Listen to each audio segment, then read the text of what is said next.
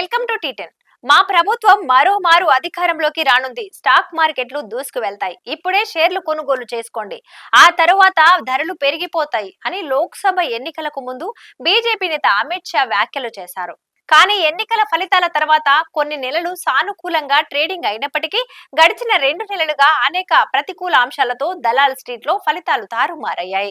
మోడీ అమిత్ షా ప్రభుత్వాన్ని నమ్మి పెట్టుబడులు పెట్టిన లక్షలాది మంది ఇన్వెస్టర్లు ఇప్పుడు లబోదిబోమంటున్నారు. షా హామీలకు భిన్నంగా గత 2 నెలలుగా దలాల్ స్ట్రీట్ అమాంతం పడిపోతోంది.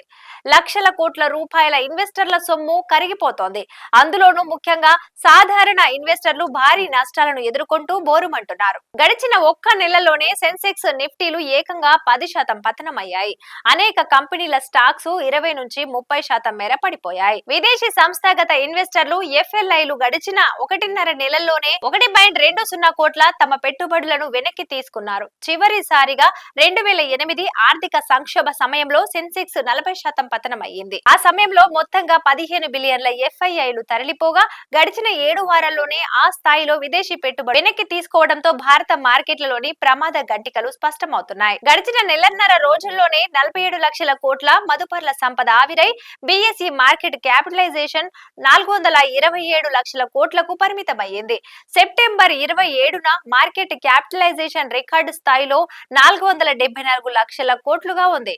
ఆ సమయంలో సెన్సెక్స్ 85,978, నిఫ్టీ 26,277 గరిష్ట స్థాయిలను తాకాయి. దేశంలో అధిక ద్రవ్యోల్బణం, పట్టణ వినిమయం తగ్గడం, సెప్టెంబర్ త్రైమాసికంలో కార్పొరేట్ కంపెనీల రెవెన్యూలో పతనం తదితర పరిణామాలు భారత స్టాక్ మార్కెట్లను అమాంతం పడేస్తున్నాయి. అధిక ద్రవ్యోల్బణం మధ్యతరగతి ప్రజల వాస్తవ ఆదాయాన్ని దెబ్బతీస్తున్నందున పట్టణ వినియోగం మరింత బలపడుతోందని నెస్లే, హెచ్యుఎల్, ఏషియన్ పెయింట్స్, ఇతర వినియోగదారు కంపెనీల టాప్ సీఈఓల నుంచి ప్రకటనలు రావటం దేశ ఆర్థిక పరిస్థితుల బలహీనతలను బయటపెట్టాయి. మరోవైపు చైనా ప్రభుత్వ వృద్ధి విధానాలు ఆకర్షణీయంగా ఉండడంతో ఎఫ్ఎల్ఎల్లు అక్కడికి తరలిపోతున్నాయి.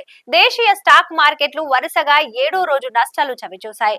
ఐటీ, ఇంధన రంగాల సూచీల్లో అమ్మకాల ఒత్తిడితో సోమవారం సెషన్ లో సెన్సెక్స్ ఓ దశలో 600 పాయింట్లు కోల్పోగా ఆ తర్వాత కొంత కోలుకొని తుదకు 241 పాయింట్ల నష్టంతో 77,339కి పడిపోయింది. ఎన్ఎస్ఈ నిఫ్టీ 79 పాయింట్ల నష్టంతో 23,453 వద్ద ముగిసింది. సెన్సెక్స్ 30లో టీసీఎస్, ఇన్ఫోసిస్, ఎన్టీపీసీ, హెచ్సిఎల్ టెక్నాలజీస్, యాక్సిస్ బ్యాంక్ షేర్లు అధికంగా నష్టపోయిన వాటిలో ఉన్నాయి. బిఎస్ఈలో 2,532 షేర్లు పతనం కాగా 1,525 స్టాక్స్ లాభపడగా మరో 123 షేర్లు యథాతథంగా నమోదయ్యాయి. అమెరికా అధ్యక్షుడిగా ఎన్నికైన ట్రంప్ తారీఫ్ల పెంపు ప్రతిపాదనలు అభివృద్ధి చెందుతున్న మార్కెట్ల సమతుల్యతకు భంగం కలిగిస్తాయని జేపీ మోర్గన్ ప్రతినిధి జహంగీర్ అజీజ్ పేర్కొన్నారు. వర్ధమాన దేశాల కరెన్సీలను బలహీనపరుస్తుందని అన్నారు. తద్వారా వ్యాపార విశ్వాసం దెబ్బతిననుందని అన్నారు.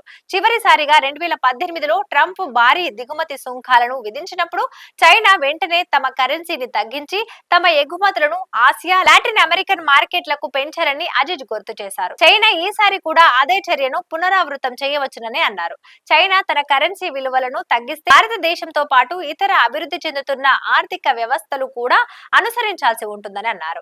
ట్రంప్ ఎన్నిక ప్రకటనలోనే రూపాయి క్షీణత ప్రారంభమైందని అన్నారు. వచ్చే ఏడాది వరకు పరిస్థితులు ఎలా మారుతాయో చూడాలని అన్నారు. చైనా తరహాలో భారత్ తనను తాను రక్షించుకోవడానికి ట్రంప్నోమిక్స్ కు ప్రతిస్పందన వేగంగా ఉండాలని కోటక్ మహీంద్రా బ్యాంకు చైర్మన్ ఉదయ్ కోటక్ అన్నారు. ఇప్పటి వరకు మోడీ పెద్ద విధాన ఆలోచనలకు ప్రయత్నించి చాలా సమయాన్ని వృధా చేశారని అన్నారు.